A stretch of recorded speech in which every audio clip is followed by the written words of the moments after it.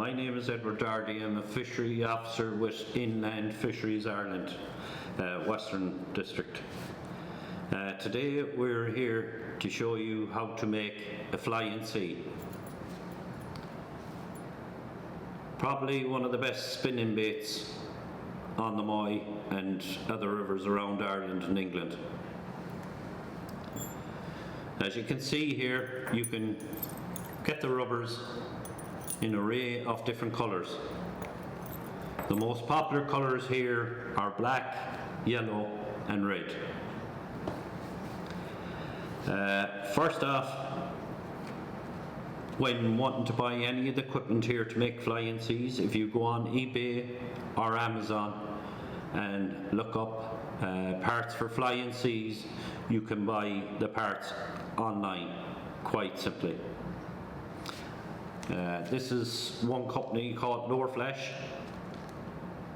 They make pre-cut flying sea tails, very handy, rather than have to cut up the rubber yourself. Otherwise, you can buy the rubber in 1 meter lengths.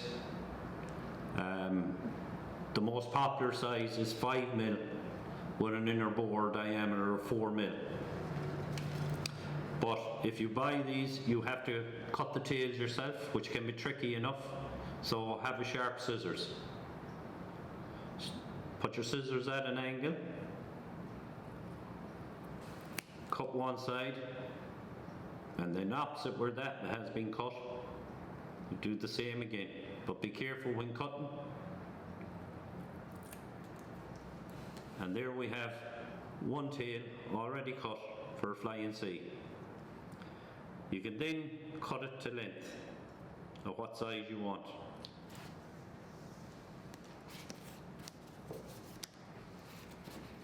If buying the rubber separate, buy it in an array of different colours and sit down and cut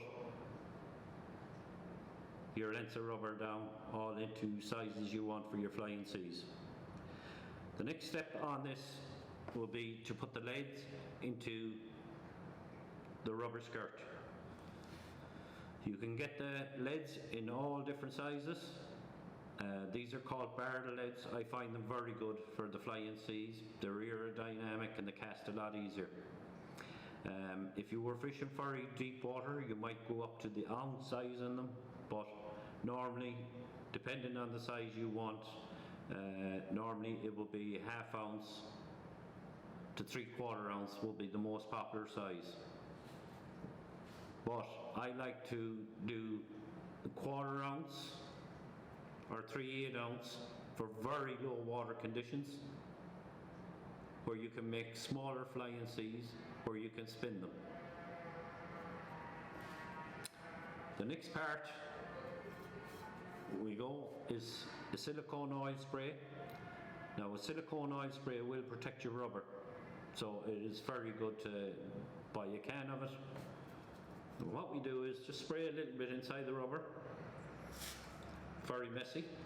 I would suggest maybe using gloves. We get our lead body. This is a 1/2 ounce barrel weight.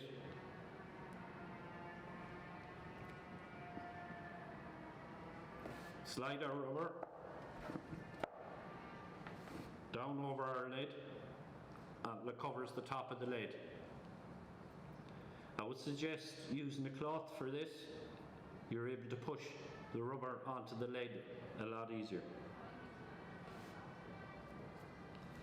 The next step then would be the wire. This wire is 0.81 millimeter in diameter. I wouldn't suggest going any lower than 0.7 millimeter diameter, because it would have been too easy when you hook a fish. You can buy these wires pre-formed with a loop on the bottom as such, normally in 7-inch lengths, or you can buy one where it's not pre-formed. Here we have a small little jeweler's pliers. It's round, both shafts are round. I find this a lot handier than buying a wire foreman too, which can be expensive, some of them, and kind of time consuming using them. With these, it's quick, fast and easy, and they're very cheap. What we do is we grip the wire as such, maybe an inch and a quarter, leaving above the top of the pliers here. Just spin back at an angle, catch the top wire and twist it around the wire shaft.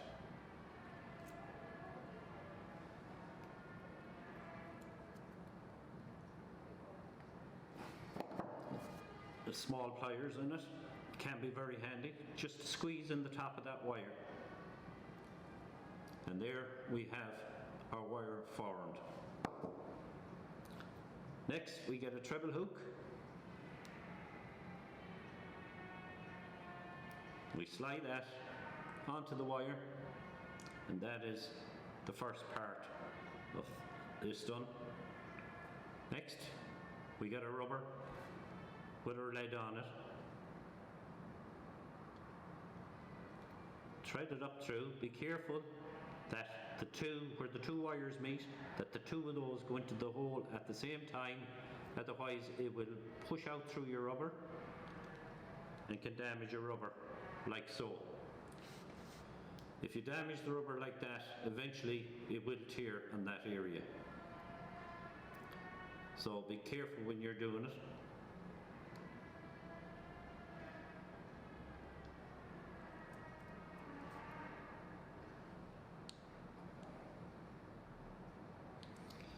Finding that one difficult, so just, if you do, get your pliers, just hold it here, bend it back, on the two of them are straight, like so. You'll find you'll push it up through the lead a lot easier.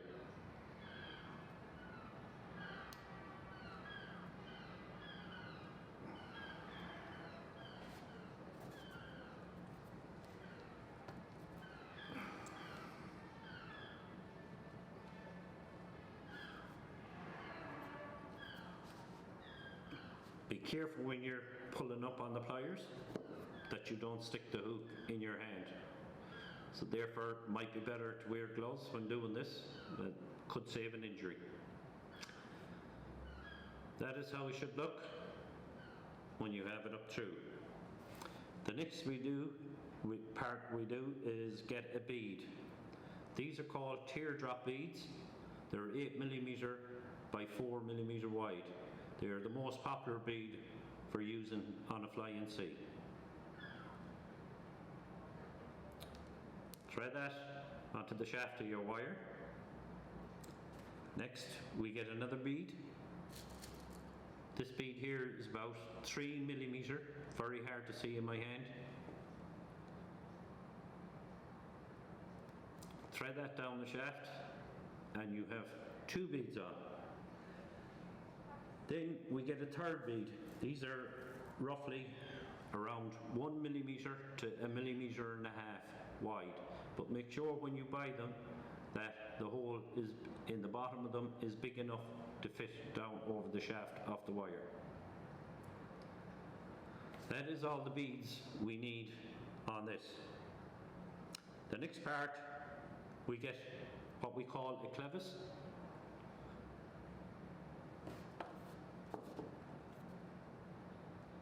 This is a clevis. As you can see, there's a hole in the top and on the bottom. Then we get our blade. This is a French blade. They're the most popular blades going, but you can get different style of blades. This one here is a Colorado blade. These are willow leaf blades, and as you can see, they're in different sizes. This is the size 4. This is the size 3. In the Colorado, that's a 3 blade. And in the willow, that's a size 3 blade, and this is a size 4 blade. Size 3 and size 4 are the most popular size blades for making flying seas. You can also see that some of them haven't got a hammered finish, and some of them have. The hammer finish will give a bit more sparkle in the water, but I do find the plain blades are quite good enough. Put our clevis through your blade and then get your wire and make sure it goes up through the 2 holes on it. And when you slide it down, just give it a little twist, and if that blade flows freely spinning in a circle, you know you have your job done there. Then we get our little pliers again, catch the wire, twist it back, bend our wire up around again over the shaft of the pliers, then take it out and twist it the opposite way so that you have a good grip on it and you can push the wire up. While it is held here, just get your finger, twist the wire 3 or 4 times around the main shaft of the wire. This is small little wire snips. You can get them in any jewellery shop, or you get them in some of your pound or €2 stores or discount stores. You can buy them in also. They're a lot cheaper to buy and a lot easier to work with. Get your pliers, put it in very tight towards the shaft of the wire, press and cut. There we have one flying C made.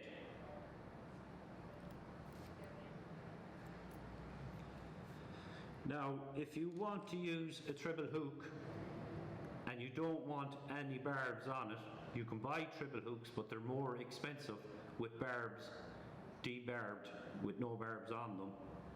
It's a lot simpler to get your treble hook and the pliers, put it over the barb, and a nice little squeeze, not too tight or you may break the hook, and that will debarb your hook, which will make it a lot easier to take out of a fish. You can also get double hooks and debarb them with a straight eye. Make sure they all have straight eyes, not bent eyes. As you can see here, these are a short shaft, round bend treble hook. I find these are the best of the lot. You can use them depending on the size of flying sea you're using, from size 6 to size 1. This is a size 2 treble hook. Here you have a different type. This is a VMC hook. This is a size 4. Size 2s and 4s are normally the most popular you will use for making flying seas. As I said, it's handier to get your flying seas which already with pre-cut tails on them. It saves a lot of hassle and you will make flying seas a lot quicker.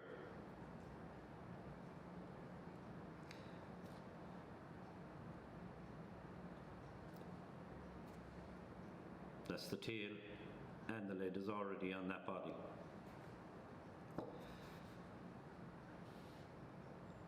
And that's all there is to making a flying sea.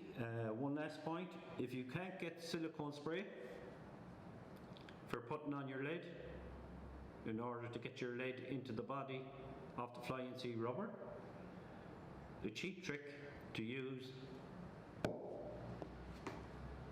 ordinary washing up liquid. Now with washing up liquid, be careful because it can be very messy. I would suggest use a cloth when doing it.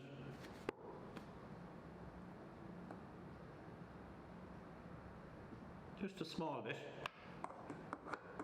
not too much, otherwise it gets very messy. And you get it. And here we have yellow rubber. This is a latex rubber compared to this one, which is a silicone rubber. And we just get and slide.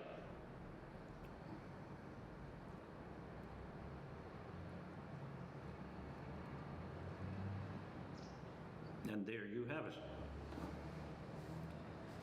Now, I like to make up the leads into the rubber skirts and make up a load of those all at once. What I do then is I get them, I put them into a tub like this. As you can see, the leads are already into the flying sea rubbers here. In order to store these, I would suggest you put talcum powder on them. If you put talcum powder on them, it stops the rubber deteriorating or the rubbers sticking together, which can happen if you put them into a box on their own already made up. Once the heat of a house or that are in the container, they can meld together. So if you put some talcum powder on it, it prevents all that.